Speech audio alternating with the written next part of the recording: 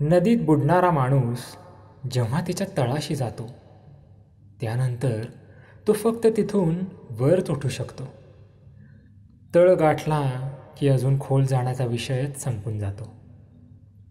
कधीकधी आयुष्यात तुम्हाला असे खांदे मिळणारच नाहीत ज्यावर तुम्ही आसव ढाळू शकाल, मनातली उद्विग्नता बोलून दाखवू शकाल. एकाकीपणाच्या ह्या निचोत्तम बिंदूपर्यंत पोहोचल्यावर एक दिवस तुम्ही स्वतःशीच संवाद साधाल, अडचणींशी लढायला शिकाल, स्वतःच्या पायावर उभे राहाल. स्वतःला स्वीकारण्याच्या ह्या पातळीला आल्यावर तुम्ही इतरांसाठी आधारस्तंभ व्हाल. विश्वास ठेवा, ह्या अंधकारमय एकाकीपणातून गेल्यावर तुम्ही इतरांच्या आयुष्यात आशेचा दीपक व्हाल. प्रकाशाचा मार्ग अंधारातून जात असतो. वेदनेतून आलेलं ज्ञान चिरकाळ टिकतं. सुखातून तर फक्त भोगच जन्माला येतात.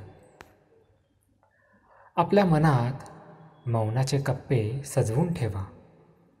वेळ आल्यावर ह्यांचा विस्तव होऊन त्यात अशुभाला जाळण्याची ताकद असेल.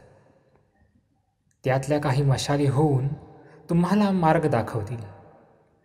ह्या खितपत पडलेल्या कप्प्यांना आशेचा प्राणवायू मिळत राहायला हवा. कुणी बघो अथवा न बघो, ह्या मशाली सतत जळतच राहायला हव्यात.